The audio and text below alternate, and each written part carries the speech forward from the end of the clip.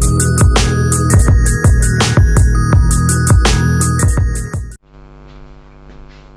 Friends, welcome to our YouTube channel funniest of mathematics. तो कुछ दिनों पहले मैंने IIT-JEM क्रैश कोर्स स्टार्ट किया है, जो कि सबके लिए फ्री है। यदि आप हमसे नहीं जुड़े हैं तो हमें ज्वाइन कर सकते हैं।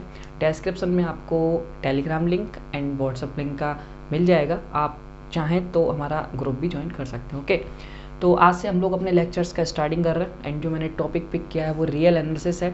अब ये क्यों पिक किया है, कुछ आप लोगों के कमेंट्स भी थे एंड ये बहुत ज़्यादा मार्क्स का पूछा जाता है इन जैम पेपर, तो हम इसी से स्टार्ट करेंगे। इसके बाद हम ग्रुप थ्योरी लेंगे एंड डिफरेंशियल इक्वेशन भी बहुत बच्चे कह रहे थे, बट डिफरेंशियल इक्वेशन मैंने लेक्चर्स में भी बताया था आपने कि बहुत ज़्यादा कोर्स में कवर करा चुका हूँ। वो आपको मैं अभी प्लेलिस्ट बना के सब सेट करूँगा तो आपको समझ में आ जाएगा। ओके, और सॉरी, कुछ लोग कह रहे थे सर बहुत डिले होता जा रहा है।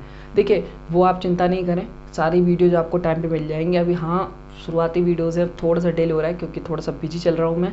एंड वो आप बिल्कुल भी चिंता नहीं करो उस बात की। मैं आपको विंटर में, अभी विंटर भी आने वाला है, तो एक एक दिन में मैं 3 वीडियोज़ अपलोड कर दूंगा। तो सो डोंट वरी, क्योंकि गर्मी होती नहीं है तो आप आराम से अपना दिखा सकते हैं। ओके, तो डोंट वरी, उसके लिए आप बिल्कुल भी फिक्र नहीं करें कि आपका कोर्स पूरा हो पाएगा या नहीं। जो मैंने कहा है वो मैं करके दूंगा, डोंट वरी। ओके, चलिए आज स्टार्ट करते हैं। देखिए, आज की वीडियो में पढ़ाऊंगा क्या आपको। देखिए, बहुत सिंपल सा टॉपिक है। आई थिंक आपने वीडियो के ऊपर ही देख लिया होगा क्या लिखा है, तो मैं आपको बता दूं। सबसे पहले देखिए, हम सेट के बारे में पढ़ेंगे। देखिए, मैंने आपसे जब मैं इंट्रोडक्शन दिया था तो मैंने बताया था कि कितना भी लोअर बच्चा होगा और कितना भी हायर लेवल का बच्चा होगा, सभी को यहाँ पे सब कुछ मिलेगा।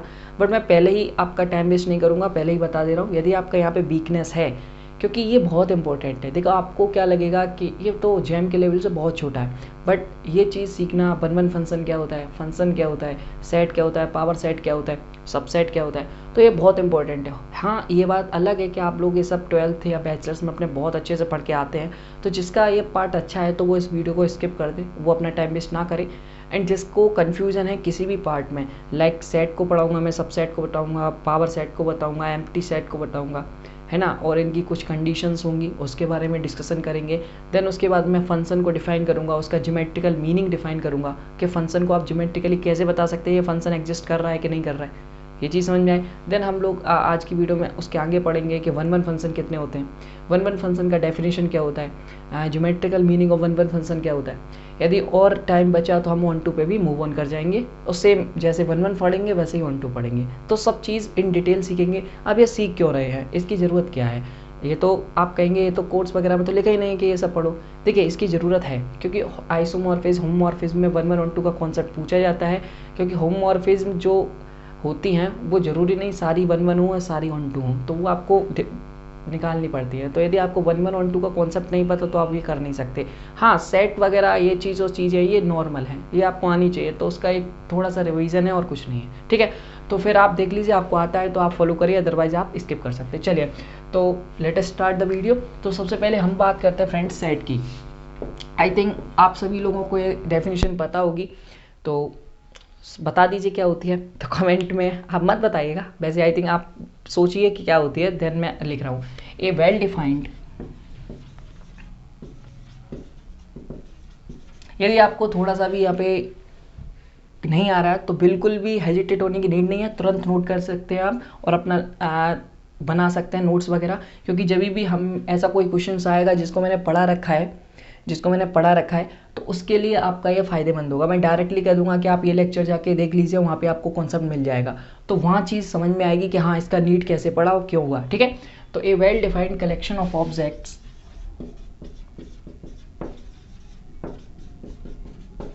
देखिए ऑब्जेक्ट्स का मतलब यहाँ पे क्या है, ये एक इन जनरल डेफिनेशन है, सभी लोग इसी को बताते हैं, बस इसको समझना आपके लिए बहुत आसान भाषा में बहुत अच्छे से समझाऊंगा, ध्यान समझिएगा। ए वेल डिफाइंड, तो ये वेल डिफाइंड का मतलब क्या है, इसको समझना बहुत ज़रूरी है। एंड कलेक्शन ऑफ ऑब्जेक्ट्स, तो ऑब्जेक्ट्स क्या है, देखिए बेसिकली सेट में क्या होगा, सेट कोई सेट होता है आप सभी जानते हैं, उसमें एलिमेंट्स होंगे या फिर मेंबर्स होंगे, यही तो होता है। तो बेसिकली जो ऑब्जेक्ट्स का मीनिंग है वो क्या है, या तो एलिमेंट्स है एंड मेंबर्स है, ये चीज़ समझ में आई। तो a well defined collection of objects को हम क्या कहते हैं, सेट कहते हैं। अब वेल डिफाइंड का मतलब क्या है, वेल डिफाइंड का मतलब होता है आपको इसके लिए कोई भी कन्फ्यूजन नहीं होनी चाहिए। जैसे आप कोई चीज़ लिख रहे हो और उसको सेट कह रहे हो तो उसमें आपको कोई कन्फ्यूजन नहीं होनी चाहिए, ना इंक्लूजन होनी चाहिए। तो नो कन्फ्यूजन और इंक्लूजन। तो ये चीज़ समझ में आ रही है कि सेट का डेफिनेशन क्या है, basically A well defined collection of objects, यही डेफिनेशन है। बट इसको बहुत अच्छे से समझने के लिए आपको क्या करना पड़ेगा कि ऑब्जेक्ट्स क्या है, ऑब्जेक्ट्स है एलिमेंट्स एंड मेंबर्स। बात समझ में आ रही है? तो सेट में बेसिकली एलिमेंट्स और मेंबर्स ही होते हैं। आप ये ऑब्जेक्ट्स लिखते हैं वो थोड़ा सा अलग डेफिनेशन लगता है, बट है वो यही चीज़। ओके, एंड देन बात आती है वेल डिफाइन क्या चीज़ होता है। वेल डिफाइन का बेसिकली सिंपल सा फंडा ये है कि आपको जो चीज़ आप लिख रहे हो वो एकदम परफेक्ट है, वो लग रहा है कि हाँ ये चीज़ होती है, मतलब कोई कन्फ्यूजन नहीं होनी चाहिए। चलिए कुछ एग्जाम्पल्स लेके हम और अच्छे से हम डिफाइन करते हैं। तो आई थिंक आपने ये नोट किया। ओके, इसको आप नीचे लिख सकते हैं कि वेल डिफाइंड मीन्स, क्योंकि मैंने तो उसी से कर दिया। ओके, तो आप यहाँ पे जो भी चीज़ मैं बता रहा हूँ यहाँ से आप वेल डिफाइंड डाल के इसको नोटिंग कर लीजिए। चलिए अब कुछ एग्जांपल्स देखते हैं तो उससे बहुत अच्छे से क्लियर हो जाएगा। जैसे फर्स्ट एग्जांपल देता हूँ। Okay, collection of good books for studying MSc entrance. चलिए, तो आप MSc एंट्रेंस की तैयारी कर रहे हैं। मैंने क्या कहा, ध्यान से समझिएगा। मैं ये एक आपको स्टेटमेंट दे रहा हूँ, क्या ये सेट है?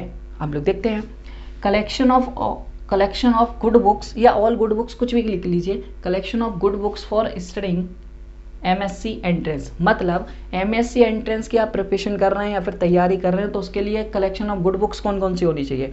देखिए, तो इसको हम कैसे बताएं ये सेट है कि नहीं, क्या इसमें कोई कन्फ्यूजन है या फिर एकदम सही बात लिखी है कि गुड बुक्स से आप तैयारी करेंगे तो MSc एंट्रेंस आप पास कर सकते हैं। ठीक है, तो अब ये जो कन्फ्यूजन है वो कहाँ आ रही है, गुड बुक्स पे आएगी। अब आप कहोगे सर गुड बुक्स पे कैसे आएगी? वो इसलिए आएगी, हो सकता है आपके नज़रिए से अच्छी बुक, जैसे कोई टॉपिक आपने चूज किया, लाइक रियल एनालिसिस को मैं लेता हूँ। ध्यान से समझिएगा इस चीज़ को। मैंने यहाँ पे MSc एंट्रेंस लिखा है, मैंने ना तो IIT JAM लिखा है, ना ही BHU MSc एंट्रेंस लिखा है, ना ही DU MSc एंट्रेंस लिखा है। तो इस चीज़ को आपको बहुत ध्यान से समझना है कि यार कन्फ्यूजन कब हो जाती है और कब ये सेट नहीं बनता। समझिए बहुत ध्यान से, एक एक वर्ड को आपको समझना है। यहाँ पे गुड बुक्स को आप थोड़ा सा अंडरलाइन कीजिएगा एंड MSc एंट्रेंस को आप अंडरलाइन कीजिएगा। बात समझ में आ गई? तो MSc एंट्रेंस का मतलब तो IIT JAM भी हुआ, टिफर भी हुआ, सारे जितने भी एंट्रेंस होते हैं MSc के लिए वो सारे हो गए कि नहीं हो गए, CU सेट भी हो गया। तो अब आपके नज़रिए से हर बच्चा, हो सकता है किसी एक बच्चे को CU सेट में दिलचस्पी है, वो CU सेट लेना चाहता है, और किसी को IIT JAM में है, किसी को DU में है, किसी को BHU में है। तो सभी के लिए क्या गुड बुक्स एक ही होंगी? हो सकता है कि जो CU सेट वाला बच्चा है वो किसको पढ़ रहा हो, विनोद कुमार का बुक पढ़ रहा हो, जो कि हमारा कानपुर यूनिवर्सिटी में चलता है। तो विनोद कुमार का बुक यदि आप पढ़ के जा रहे हैं तो आप CU सेट का पेपर आराम से रियल एनालिसिस अटेम्प्ट कर लेंगे। तो उसके लिए जो गुड बुक्स हो गई, ये हो गई, क्योंकि उसका अटेम्प्ट हो गया। एंड यदि आप BHU DU का प्रिपरेशन कर रहे हैं तो आप किसको फॉलो करेंगे? आप सविता अरोड़ा, SC मलिक को भी फॉलो कर सकते हैं। सविता अरोड़ा जो हुई, बात समझ में आ रही है? तो विनोद कुमार को जो फॉलो कर रहे हैं वो CU सेट वाले हैं। यदि उनसे आप SK मप्पा कहोगे तो वो कहें मैं क्यों इतना करूं, क्योंकि मेरे में तो आता ही नहीं है ना इतना हार्ड। तो ये चीज़ हुई बहुत ध्यान से, क्योंकि तो यहाँ पे आप कन्फ्यूजन है कि सभी बच्चों के लिए जो गुड बुक्स है वो अलग अलग हो गई। क्यों? CU सेट वाले विनोद कुमार को फॉलो कर रहे हैं, DU BHU वाले आपको सविता अरोड़ा SC मलिक को फॉलो कर रहे हैं, डेविड एंड फूटे का भी कर सकते हैं, डेविड एंड फूटे, ठीक है, वो अलग हो गई। एंड सविता अरोड़ा को आप फॉलो कर रहे हैं। देन बात की जाए आपका IIT JAM वालों को, तो IIT JAM जो है वो किसको फॉलो करेगा? SK मप्पा को फॉलो कर रहे हो। तो ये चीज़ जो है यही आपको कन्फ्यूजन दे रहा है। बात समझ में आ रही है? बात समझ में आ रही है ना? SK मप्पा आपको कन्फ्यूजन दे देगा, क्योंकि तीनों लोग अलग अलग को फॉलो कर रहे हैं। तो IIT JAM वाले यदि विनोद कुमार को पढ़ेंगे तो कुछ नहीं होगा उनका। समझ में आ रही है ना? तो यहाँ पे आपका कन्फ्यूजन क्या है, यहाँ पे है, और ये MSc एंट्रेंस है। यदि मैं MSc एंट्रेंस यहाँ पे सही लिख दूँ तो उन सबके लिए ये सही हो जाएगा। तो बेसिकली ये बात समझ में आई। तो ये जो क्या ये जो स्टेटमेंट लिखा है क्या ये फंक्शन है? नहीं होगा। बात समझ में आई क्यों नहीं होगा? क्योंकि यहाँ पे कन्फ्यूजन है, क्योंकि तीन बच्चे MSc एंट्रेंस दे रहे हैं और तीनों की बुक्स अलग अलग हैं। तो गुड बुक्स, जो कलेक्शन ऑफ गुड बुक्स है वो क्या है, आप आइडेंटिफाई नहीं कर पा रहे कि कौन सी, मतलब रियल एनालिसिस के लिए कौन सी गुड बुक है। बात समझ में आ रही है ना? हाँ, तो ये फंक्शन आपका डिफाइंड नहीं होगा। चलिए नेक्स्ट करते हैं।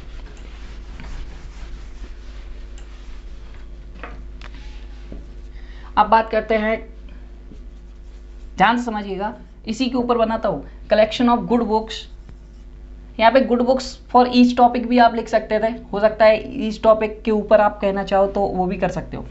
देखिए collection of good books for IIT JAM। अब बात आई समझ में कि collection of good books for IIT JAM क्या है। तो आप जितना अच्छा राइटर हो सकेगा उसको आप बताने की कोशिश करोगे, क्योंकि इसका लेवल ही देख के आप अपने आप ही गुड बुक्स बताओगे। तो यहाँ से जो कंडीशन निकल के आ रही है, ध्यान समझिएगा, यहाँ से आपको, जैसे मैं बात करूँ रियल का, तो कोई आपको ये नहीं कहेगा कि आप विनोद कुमार पढ़िए। बात समझ में आ रही है। ज़्यादातर आप किसी से ही पूछोगे क्या एस के मप्पा सही है, तो ज़्यादातर लोग आपको कहेंगे कि हाँ एस के MAPPA is sufficient for jam, real analysis करने के लिए। तो ये बात समझ में आ रही है। तो सभी की पसंद क्या हो जाएगी IIT JAM के लिए, एस के मप्पा। अब ये देखिए एरर तो हर चीज़ में ही रहता है, तो मैं बात एक इन जनरल वे समझा रहा हूँ। हो सकता है आपका फ्रेंड ने कह दिया नहीं यार और कोई पढ़ लो, तो आप कहो कि ये तो फंक्शन ही नहीं हुआ, तो ऐसा नहीं है, आप थोड़ा समझिए, ठीक है। कि क्या collection of good books for IIT JAM, IIT JAM के लिए गुड बुक्स में आप देख रहे हो तो ज़्यादातर मतलब 99% लोग क्या कह रहे हैं उसकी बात समझिए। तो एस के मप्पा रियल के लिए फिक्स हो गई। यदि मैं ग्रुप के लिए देखा जाए, सॉरी ग्रुप थ्योरी के लिए देखा जाए तो ज़्यादातर लोग आपको बताएंगे गैलियन। तो ये जो चीज़ें हैं ये आपके IIT JAM लेवल है, शेयर समझ में आ रहा है। और मैंने भी आपको जो इंट्रोडक्शन वीडियो है, जो सिलेबस वीडियोस में यही चीज़ बताई। तो बेसिकली ये जो है ये आपको फंक्शन बना देगा। तो फ़र्क समझ में आया कि फंक्शन में कहाँ आपको नहीं बना रहा है और कहाँ बना रहा है, तो समझ में आई ये चीज़। तो ये आपका फंक्शन नहीं है और ये आपका फंक्शन है। बात समझ में आई। चलिए एक और एग्जांपल ले लेते हैं, यदि यहाँ पे कोई कंफ्यूजन हुआ है तो और अच्छे से समझते हैं इसे।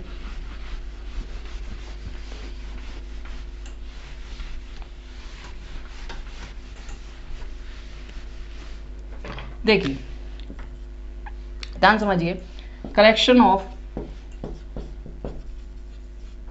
Good teachers in A school. अब ये अच्छे समझ में आएगा I think. Good teachers in A school या इन ए कॉलेज, कॉलेज कर लीजिए, हम लोग सभी कॉलेज में ही हैं तो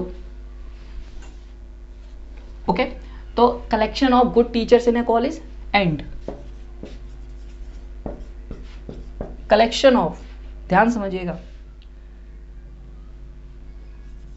चलो एक और बना लेते हैं।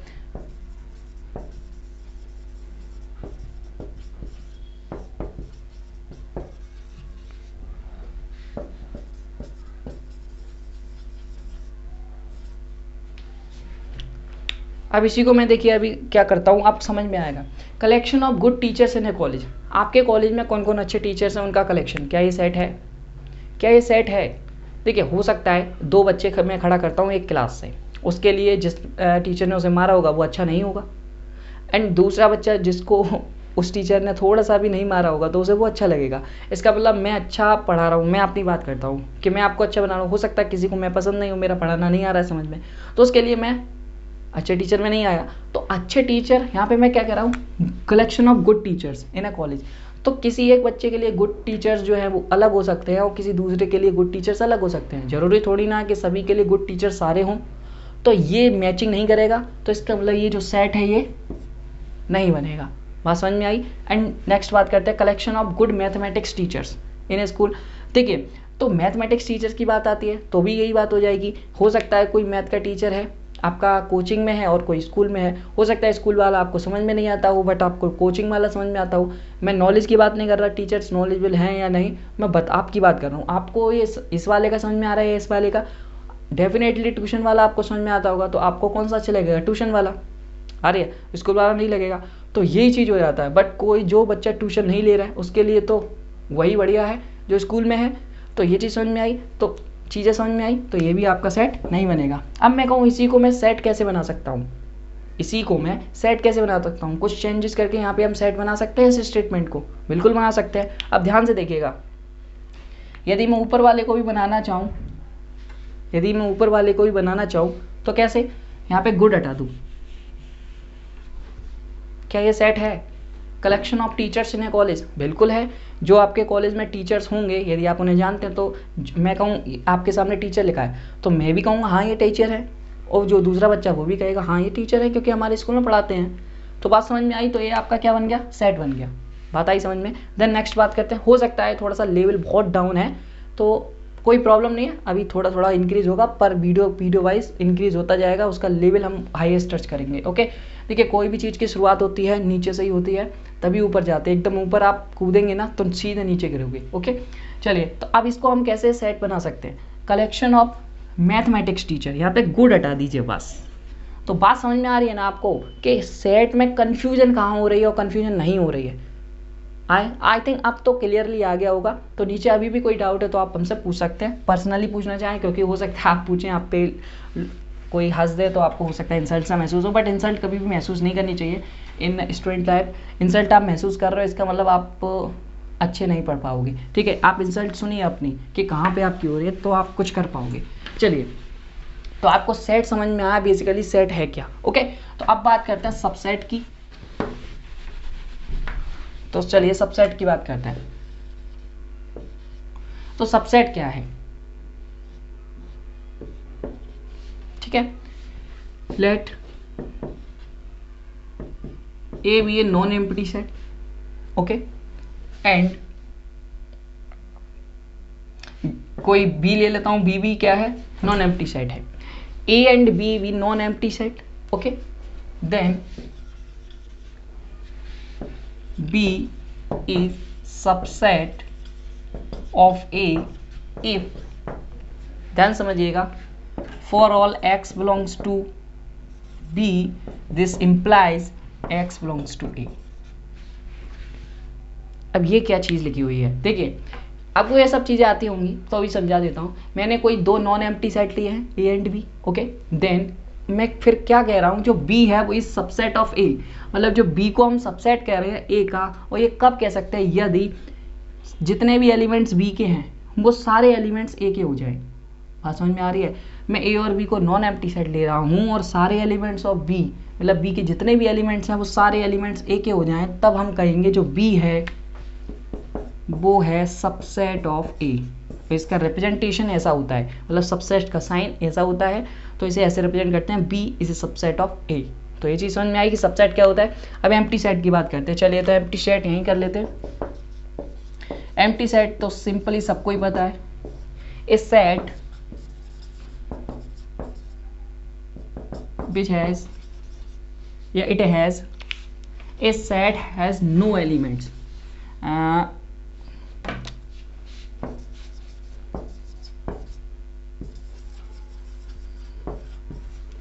a set has no elements is called empty set। ठीक है, थोड़ा सा राइटिंग इतना मेरा अच्छा नहीं है तो हो सकता है थोड़ा सा बुरा हो, तो आप देख लीजिएगा, मैं बोल दे रहा हूँ। ए सेट हैज़ नो एलिमेंट्स, यदि आपके सेट के पास कोई भी एलिमेंट्स नहीं है तो सेट को हम कहते हैं एम्प्टी सेट। इसे हम रिप्रेजेंट किससे करते हैं, the representation of empty set is phi, और या एक सिंपल सा ब्रैकेट बना दीजिए, उसके अंदर कोई एलिमेंट नहीं होना चाहिए। ओके, तो ये दोनों रिप्रेजेंटेशन एम्प्टी सेट के हैं, तो इसको आप लिख सकते हो। एम्प्टी सेट की एक प्रॉपर्टी भी है जो कि बहुत फेमस है, उसको अब डिस्कस करेंगे। चलिए, आपने सुना है कि मैंने अभी सबसेट पढ़ा है आपको, क्या एम्प्टी सेट किस सबसेट बनता है, किस सेट का सबसेट बनता है एम्प्टी सेट, क्या आपको ये चीज़ पता है? आई थिंक आपने सही बताया कि एम्प्टी सेट, एक प्रॉपर्टी लिख दीजिए एम्प्टी सेट में कि empty set it's subset of every set. Okay, तो जो एम्प्टी सेट होता है वो एक सबसेट बनता है, हमेशा बनता है। कोई सी भी सेट उठा लो आप, नेचुरल नंबर, रेशनल, वो तो बहुत दूर चला गया मैं, कोई सा भी आप सेट बना लेना, एम्प्टी सेट हमेशा सबसेट बन जाता है। ओके, तो इस चीज़ को आप याद कर लेना। ओके, तो ये वैसे तो आपको पता ही होगा, ये सिंपल सा है, प्रूफ वगैरह ये आप देख लेना, कहीं पे मिल जाएगा इजीली सा। ओके, अब बात करते हैं पावर सेट पे। देखिए, मैं ज़्यादा डीपली नहीं जाना चाह रहा इतना, जो डीपली आपको चाहिए वही मैं डीपली जाऊँगा, उसके अलावा नहीं जाऊँगा, क्योंकि क्या जाके करोगे डीपली। चलिए, पावर सेट, देखिए हमने सेट पढ़ा, हमने सबसेट पढ़ा, हमने एम्प्टी सेट पढ़ा, अभी हम पावर सेट पढ़ते हैं। पावर सेट का क्यों है, क्योंकि ये जो एक ग्रुप बनाता है विद नेचुरल नंबर के साथ, power set of natural number बहुत इंपॉर्टेंट ग्रुप बनाता है, एंड मोस्ट उसकी बहुत सारी कंडीशंस हैं, बहुत डिस्कार्ड करने में काम आएगा ग्रुप थ्योरी में। तो उसी वजह से पावर सेट का नॉलेज भी होना चाहिए आपको। ओके चलिए, तो पावर सेट की डेफिनेशन क्या है। ओके चलिए, तो इफ या लेट, देखिए ये कंडीशन हमेशा आप लेके चलना कि A and B are two subsets of R and both are non empty. ठीक है, तो पावर सेट आप एम्प्टी ले लोगे तो भी कोई दिक्कत नहीं है। तो पावर सेट ऑफ ए आप कैसे कह पाओगे, ध्यान से, यदि आप पावर सेट ऑफ ए कह रहे हो। देखिए पावर सेट बेसिकली होता क्या है, पावर सेट जो होता है वो collection of all subset of A. इसका मतलब देखिए पावर सेट ऑफ ए लिखा है, इसका मतलब क्या है, इसका मतलब है कि collection of all subset of A. तो इसको हम कैसे डिनोट करेंगे, कलेक्शन ऑफ ऑल, ये आ रहा है, मतलब कलेक्शन ऑफ बी आ रहा है, वो क्या है, वो बी जो है वो सबसेट है ए का, मतलब इसमें वो सारे एलिमेंट्स आ रहे हैं जो सबसेट है ए के। बात समझ में आ रही है। तो जितने भी सबसेट ए के बनेंगे उन सबका आप एडिशन कर दो तो इसका क्या आ जाएगा, कार्डिनलिटी आ जाएगा। बात समझ में आ गई। दिस जो आपको मोड दिख रहा है ये बेसिकली कार्डिनलिटी को रिप्रेजेंट करता है, या फिर कार्डिनलिटी का मीनिंग है कि number of elements in this set, मतलब ये पावर सेट ऑफ ए में कितने एलिमेंट्स आ रहे हैं वो आपका कार्डिनलिटी रिप्रेजेंटेशन होगा। ठीक है, तो ये कितनी होती है उसकी बात कर लेते हैं। मैंने अभी आपको क्या बताया, collection of all subset of A, मतलब जिसका पावर सेट निकालते हो उसके कलेक्शन, सबसेट्स का कलेक्शन। तो इसमें सारे सबसेट आ रहे होंगे ए के। अब आपको यदि ए की कार्डिनलिटी पता है तो आप यहाँ पे निकाल सकते हैं, आपको पता है सबसेट्स कैसे निकालते हैं।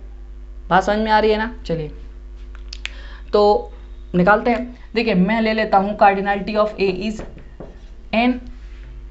ओके एंड बस हो गया काम। तो पावर सेट ऑफ ए लेते हैं, तो इसमें सबसेट हम कैसे बना सकते हैं। देखिए किसी के भी हम सबसेट बनाना चाहते हैं, हम किसी का भी सबसेट बनाना चाहते हैं तो हम कैसे बनाएंगे।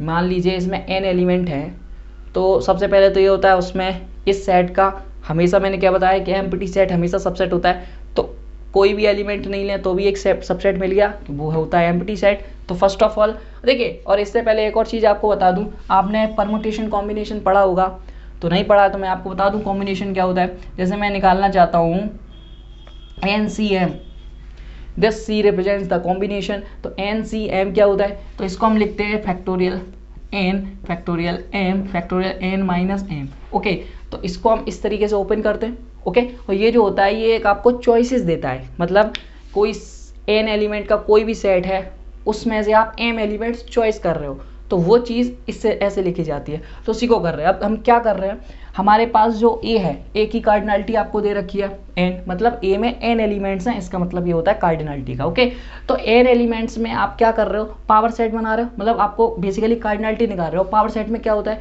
Collection of all subset of a, तो a के पास जितने सबसेट होंगे सबका एडिशन, वो उसकी कार्डिनलिटी हो जाएगा। तो करते हैं, सबसे पहले तो एम्प्टी सेट होता है, तो एम्प्टी सेट के लिए हम क्या लिखेंगे, NC0, क्योंकि एम्प्टी सेट क्या होता है, कोई भी एलिमेंट ही नहीं आए। तो जब हम कोई भी एलिमेंट नहीं करें तो हमेशा हमें एक सबसेट तो मिलेगा, तो वो चीज़ लिख रहा हूँ मैं। चलिए अब बात करते हैं कि वन एलिमेंट से कितने सब्जेक्ट, तो n एलिमेंट्स में से एक एलिमेंट से बनाए हुए सबसेट्स कितने होंगे, इतने होंगे।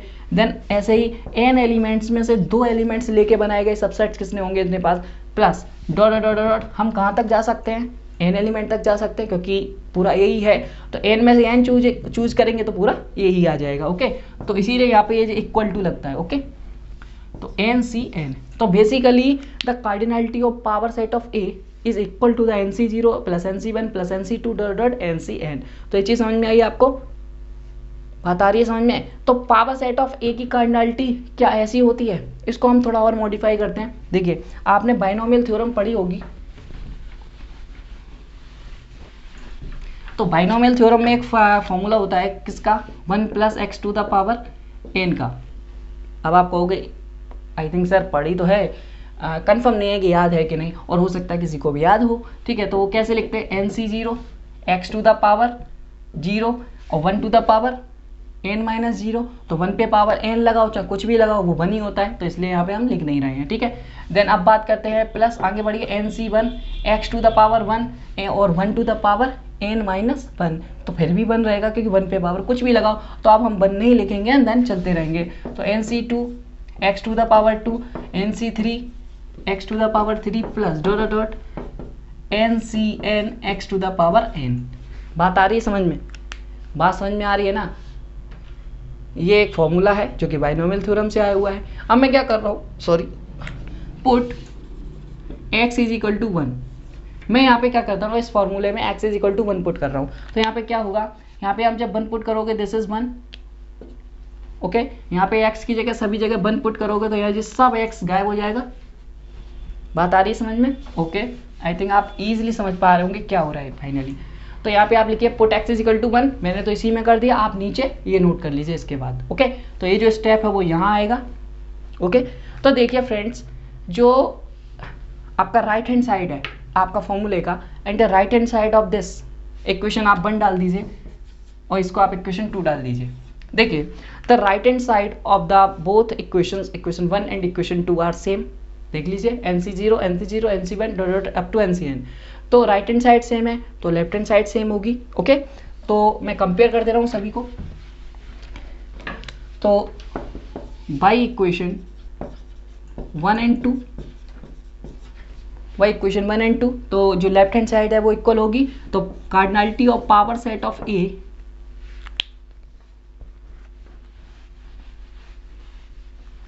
तो cardinality of power set of A क्या हो जाएगा, 1 प्लस 1 का होल स्क्वायर, वो सॉरी 1 प्लस 1 का power n, and this is equal to 2 to the power n। तो आपने बहुत जगह सुना होगा कि जो कार्डिनलिटी ऑफ पावर सेट होता है वो 2 टू द पावर n होता है। अब वो होता कैसे है, ये निकल के आया। बात समझ में आ गई? यहाँ पे जो n है वो कार्डिनलिटी ऑफ A है, जिसे हमने पहले एज्यूम किया था, आई थिंक मैंने लिखा दिया था, तो उसे आपने लिखा होगा, ठीक है। तो finally the answer of this, या cardinality of power set of this is equal to 2 the power n। तो इसे आप नोट कर लीजिए, रट भी लीजिए, क्योंकि बहुत इंपॉर्टेंट है, ओके। चलिए, तो अभी हम बात करते हैं, हमने सेट्स पढ़ लिए, सब सेट्स पढ़ लिए, एम्प्टी सेट पढ़ लिया, आपका पावर सेट पढ़ लिया, ओके। तो आई थिंक ये सब चीज़ें आपको समझ में आई। इससे कोई आपका कन्फ्यूजन है कोई भी तरीके का, आप नीचे कमेंट कर सकते हैं या फिर हमसे ग्रुप में डिस्कशन कर सकते हैं। मुझे टाइम मिलेगा तो मैं आपका जरूर रिप्लाई दे दूंगा, ओके। चलिए अब बात करते हैं, हम आगे बढ़ते हैं थोड़ा सा एंड फंक्शन पे मूव करते हैं, क्योंकि और भी बहुत सारे सेट होते हैं बट उनका हम लोग यूज़ नहीं करेंगे, इस वजह से मैंने कुछ उनको नहीं पढ़ा। बट सिंपल सा जो हम यूज कर रहे हैं, देखिए मैं वही चीज़ ले रहा हूँ जो हम आगे यूज करेंगे, ओके। तो डोंट वरी कि मैं क्या पढ़ा रहा हूँ, आप बस बिलीव करिए, सब फायदा देगा आगे बाद में, ओके। तो चलिए आप फंक्शन की बात करते हैं। देखिए फंक्शन क्या होता है, हम लोगों को बहुत सारा कन्फ्यूजन रहता है कि फंक्शन को कैसे डिफाइन करें। तो फंक्शन हम कैसे सीखेंगे, देखिए फर्स्ट ऑफ ऑल हम डेफिनेशन लिखेंगे, ओके। और फिर इसका हम ज्योमेट्रिकल रिप्रेजेंटेशन देखेंगे कि फंक्शन को कैसे ज्योमेट्रिकली बता सकते हैं, और फिर नंबर ऑफ फंक्शंस देखेंगे कि किसी भी मैपिंग है उसमें कितने नंबर ऑफ फंक्शन हो सकते हैं, तो कैसे फाइंड आउट करते हैं वो देखेंगे। चलिए, तो let A B with subset of R, okay. मतलब ए और बी कोई सेट है जो कि सबसेट है रियल नंबर्स के, R represents a real number set, okay. तो अब एक मैपिंग डिफाइन करता हूं मैं, F such that A to B, F such that A to B. हम इस एफ को कह रहे हैं एफ इज ए फंक्शन या मैपिंग एफ, ध्यान समझना, there exist X belongs to A. समझ में आ रहा है कि let A comma B subset of R, जिसके लिए मैं एक मैपिंग डिफाइन किया f such that A to B, इसको मैं क्या कर रहा हूँ, एक फंक्शन कह रहा हूँ। If for all X belongs to A there exist F of unique F of X, F of X belongs to B. बात आ रही समझ में? तो for all X belongs to A, जिसके लिए unique F of X B में belong करनी चाहिए, तो हम इसे कहेंगे ये फंक्शन है। बात समझ में आ रही है? तो यदि एक्स ए में बिलोंग कर रहा है तो उसके लिए हमेशा यूनिक एफ ऑफ एक्स, मतलब यूनिक इमेज होनी चाहिए जो बी में आए, तो उसको हम फंक्शन कहेंगे। तो ये आपका डेफिनेशन हो गया बेसिकली। अब बात करते हैं कि इसके ऊपर कंडीशंस कौन कौन सी होती है, कब ये फंक्शन नहीं बनाएगा और कब ये बनाएगा, ओके। चलिए, तो फर्स्ट बात जो फर्स्ट है, इसको आप नोटिंग करके कर सकते हो। कैसे कि यदि ए, जो हमने दो सेट लिए थे, जैसे ये जो मैपिंग में लिख रहा हूँ ए टू बी, मैं एफ को फंक्शन कह रहा हूँ, f such that A to B पे मैप कर रहा है, ए को बी पे मैप कर रहा है, एंड एफ को मैं फंक्शन कह रहा हूँ। तो ए और बी पे क्या कंडीशन हो चाहिए, ए और बी क्या होना चाहिए, तो वो वर्क है। तो A is empty and B is empty. तो क्या ये एफ फंक्शन होगा, क्या ये मीनिंगफुल होगा? नहीं होगा। This implies F is not meaningful. तो मतलब ये फंक्शन ही नहीं होगा, एग्जिस्ट ही नहीं करेगा। ओके, देन नेक्स्ट कंडीशन लिखिए A is not empty and B is empty. तो क्या ये फंक्शन होगा, फिर से आप लिख लीजिए कि f is not meaningful. Okay, क्योंकि ये फंक्शन नहीं बनाता है। Next A is not empty and A is empty and B is not empty. तो फिर से लिख लीजिएगा कि एफ इज़ नॉट मीनिंगफुल, मतलब ये फंक्शन नहीं बनाएगा। ओके, तो ये जो 3 केस है इनके लिए कोई भी कभी भी फंक्शन नहीं बनेगा, मतलब एफ कभी भी डिफाइन है ए से बी पे और इसमें कोई भी क्या हो जाता है, एम्प्टी सेट होता है, तो उस पर आप फंक्शन डिफाइन नहीं कर सकते। तो ये जो 3 केस है ये बहुत इंपॉर्टेंट है अपने आप में, तो आप इसको नोट कर लेना। ओके, देन आगे बढ़ते हैं। अब बात करते हैं कि ये जो फंक्शन कब बनाएगा, तो इसके लिए सीधा कंडीशन है ए और बी को नॉन एम्प्टी होना पड़ेगा। तो यहाँ पे आप लिख सकते हैं ए और बी नॉन एम्प्टी है तो ये फंक्शन का सेटिस्फाइड करता है, फंक्शन बनाएगा और हो भी सकता है। ठीक है, तो चलिए अब आगे बढ़ते हैं। तो यहाँ से आप ये समझिए, अब बात करते हैं ज्योमेट्रिकल मीनिंग पे। तो यहाँ पे हेडिंग डालिए geometrical meaning of function.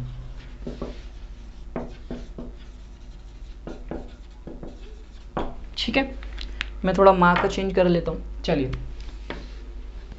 Okay, तो ज्योमेट्रिकल मीनिंग हम कैसे निकले, तो first of all if f such that A to B, देखिए ए और बी हमेशा नॉन एम्प्टी हैं, याद रखना, ये मैं नहीं लिख रहा हूँ, और ए और B both are the subsets of real number set. Okay, तो F such that A to B कोई आपका मैपिंग है और ये इस तरीके से डिफाइन है f such that A to B, और जो ए और बी हैं दोनों पे कंडीशन बता दी, बोथ आर नॉन एम्प्टी और both are the subsets of real number set.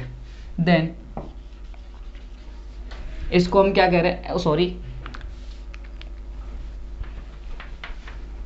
F such that A to B is a function if, इसको हम फंक्शन कह रहे हैं तब कब, देन क्या होना चाहिए, यहां से हटाइए, यहाँ पे लगाइए, if f such that A to B is a function if we draw a parallel line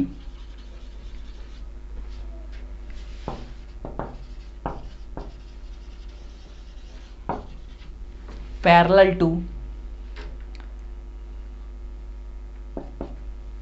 y axis। ठीक है, if we draw a parallel line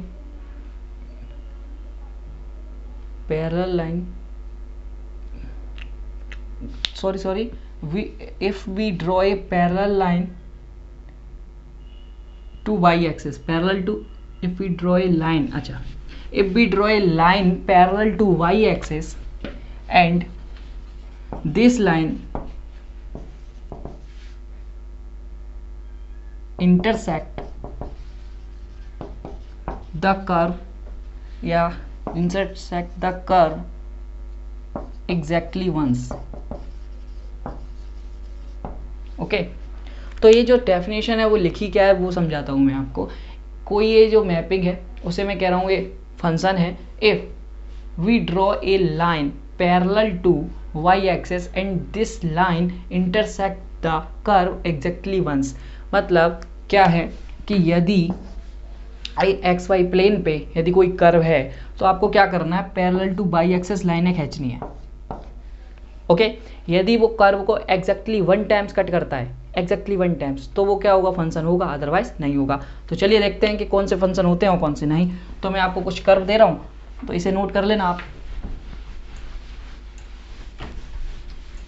ये देखिए, मैं हमेशा इसी को डेफिनेशन को यूज करता हूँ बहुत ज़्यादा, और जो ऊपर बताया था वो तो होता ही होता है, बट ये ज़्यादा यूज करो, फटाफट आप निकाल सकते हो, क्योंकि कभी कभी हो जाता है, ऐसे क्वेश्चन हो जाते हैं जिसमें आप फंस जाते हैं, तो उसको हमेशा इस वे से जाना, आप हमेशा डिस्कार्ड पर कर पाओगे। ओके, तो इसको मैं बेसिकली इसीलिए बताया क्योंकि इसका यूज हम बाद में करेंगे फंक्शन ऑफ 1 वेरिएबल में। ओके, तो चलिए मैं आपको कुछ ग्राफ्स दे रहा हूँ, आपको बताना है कि ये फंक्शन बनेगा या नहीं बनेगा।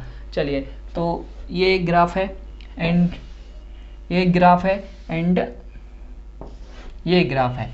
ठीक है, तो ये 3 ग्राफ है, इसमें कौन सा फंक्शन बनेगा और कौन सा नहीं बनेगा। तो मेरा काम क्या है, ये फंक्शन जब हम बता पाएंगे जब हम पाई, जो यहाँ पे देखो ये x है ये y है, ये x है ये y है, और ये एक्स है, ये वाई है, याद रखना। आप ऐसा मत कर देना इसे वाई कर दो इसे एक्स कर दो, ये नहीं, ऐसा रखना है हमेशा। ओके, तो क्या कर देंगे, अब हमें वाई के पैरेलल आपको लाइन ड्रॉ करनी है, खींचिए।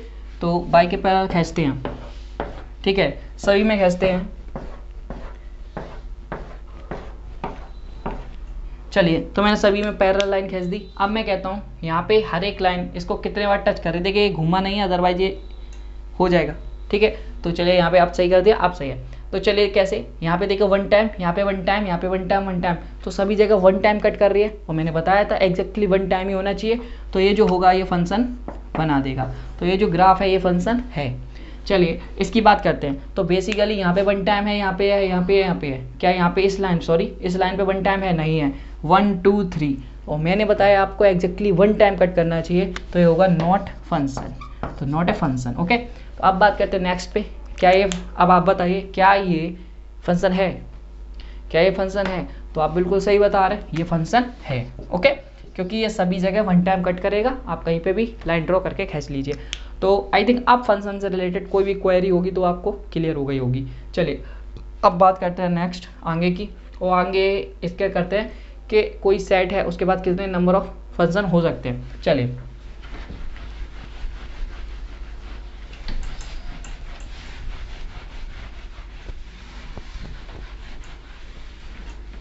आगे बात करते हैं। चलिए नंबर ऑफ फंक्शन मतलब काउंटिंग ऑफ फंक्शंस करते हैं। ओके, तो मैं कार्डिनलिटी ऑफ ए ले लेता हूँ। देखिए फंक्शंस के लिए आपको दो सेट चाहिए, और ये दोनों सेट नॉन एम्प्टी हैं और दोनों subset of real number set के हैं। यदि आप लिखना चाहें तो यहाँ पे लिख सकते हैं, ओके सॉरी 0 लिख दिया मैंने, 5 है। तो ए और B is non empty and the subset of R. Okay, तो इसका मैं कार्डिनलिटी ले रहा हूँ एन, ओके, एंड बी का कार्डिनलिटी ले रहा हूँ एम। बात आ रही समझ में? तो इसके नंबर ऑफ फंक्शंस आप कैसे बता सकते हैं? देखिए यहाँ पे मैं 1 2 अप टू n, क्योंकि a है इसको मैं a डाल दे रहा हूँ और इसको मैं डाल दे रहा हूँ b, 1 2 m। बात आ गई समझ में? ऐसा नहीं है ये थोड़ा सा नीचे है तो बड़ा होगा, नहीं नहीं, हमें कुछ नहीं पता कौन सा बड़ा है कौन सा नहीं, ठीक है। तो अब हम फंक्शंस कैसे बना सकते हैं, ध्यान समझिएगा कि इसमें नंबर ऑफ फंक्शंस कैसे। मैंने क्या बताया, एवरी x के लिए एक यूनिक इमेज आपको मिलनी चाहिए। बात आ गई समझ में? तो आप यहाँ से जैसे ये x लेते हैं तो इसके लिए आप कोई भी इमेज सेट कर सकते हैं। तो आपके पास चॉइसेस कितनी है? m। आपके पास चॉइसेस कितनी है? m। मैं ये नहीं कह रहा कि रिपीट नहीं होने चाहिए, इमेज आप कोई सी भी ले लो, रिपीट हो चाहे कुछ नहीं, इस पर कोई कंडीशन नहीं है, इमेज मिलनी चाहिए, इमेज मिलनी चाहिए। समझ में आ रही है बात? मैंने ये नहीं कहा कि रिपीट हो, दो इमेज नहीं मिल सकती, इक्वल दो एलिमेंट्स की इक्वल इमेज नहीं मिल सकती, ऐसा कुछ नहीं कहा अभी। वो होता है 1 1 on 2 वगैरह में, मैं अभी फंक्शन की बात कर रहा हूँ। मैंने ये कहा कि इमेज मिलेगी हमेशा और वो यूनिक होगी। बात समझ में आ गई? मतलब ऐसा नहीं है कि एक बार जैसे आपका कोई फंक्शन है, आप f(1) की वैल्यू एक बार निकाल रहे हैं तो 1 आ रही है, एक बार निकाल रहे हो तो 2 आ रही है, ऐसा नहीं होना चाहिए। हमेशा 1 ही आना चाहिए या फिर 2 ही है, 2 आ रही है तो 2 ही रहे, 1 आ रही है तो 1 ही रहे, ठीक है। तो यह आप हमेशा देख पाएंगे कि हर एक एलिमेंट के लिए m चॉइसेस हैं, हर एक एलिमेंट के लिए m चॉइसेस रहेंगी। तो बेसिकली आप जो फंक्शंस का नंबर ऑफ फंक्शंस देखें तो हर एक एलिमेंट के लिए क्या है? m choices. ध्यान समझिएगा। तो कार्डिनलिटी ऑफ f, समझिएगा ध्यान से, मैं फर्स्ट एलिमेंट के लिए चॉइसेस लिख रहा हूँ m, सेकंड के लिए m, थर्ड के लिए m, और ये कितनी चॉइसेस तक जाएगा? अप टू n, मतलब dot dot dot dot dot up to m, क्योंकि हर एक के पास n चॉइसेस हैं, m n एलिमेंट्स हैं और जिसके हर एक के पास m चॉइसेस हैं। बात समझ में आ रही है? तो अप टू m यहाँ पे लिख दीजिए, अप टू n। बात समझ में आ रही है? अब मैं कहूँ जैसे 2 क्रॉस 2 क्रॉस 4 टाइम्स मल्टीप्लाई करिए तो आप क्या कहोगे? 2 to the power 4। मैं कहूँ 3 क्रॉस 3 का मल्टीप्लिकेशन करिए 5 टाइम्स तो आप क्या करोगे? 3 to the power 5। तो ऐसे ही मैं कह रहा हूँ कि m का मल्टीप्लिकेशन करिए अप टू n टाइम्स तो आप यहाँ पे क्या लिखोगे? The cardinality of f is equal to m to the power n। तो यहाँ से आपका क्या आता है? The cardinality of function is always equal to the cardinality of codomain set की power cardinality of domain set. अब आप कहोगे सर डोमेन सेट और कोडोमेन सेट क्या होता है? उसको भी देख लेते हैं। देखिए जो हमारा फंक्शन जिससे दूसरे पे डिफाइन होता है, जिससे डिफाइन होता है उसे कहते हैं डोमेन सेट, और जिस पर डिफाइन होता है उसे कहते हैं कोडोमेन सेट। मतलब यहाँ पे जो ए है वो कर रहा है डोमेन सेट का वर्क, एंड जो बी कर रहा है वो होता है कोडोमेन सेट का वर्क, ठीक है। और कभी कभी जो रेंज सेट, वो चलिए ऑन टू में कंडीशन आएगी, वो बात की बात है। आप ये समझिए ये डोमेन सेट है, ये कोडोमेन सेट है, ठीक है। मतलब सारे एलिमेंट्स जो हम लेते हैं मैप करने के लिए वो लेते हैं डोमेन सेट से, और जहाँ पे मैप करते हैं वो होता है कोडोमेन सेट, ओके। चलिए, तो यहाँ पे इसलिए मैंने लिखा है cardinality of B. Cardinality of B हमने माना था एम, क्योंकि वो एम आ रहा है, and cardinality of A, n जो था वो कार्डिनलिटी ऑफ ए था, वो हेयर। तो बेसिकली जो फंक्शन, नंबर ऑफ फंक्शंस हैं आपको, और एक मेन बात, ये जो नंबर ऑफ फंक्शंस है फॉर फाइनाइट सेट, जो बोथ आर फाइनाइट सेट होने चाहिए, ये चीज़ बिल्कुल ध्यान रखना है, इनफाइनाइट सेट के लिए नहीं है ये, ओके।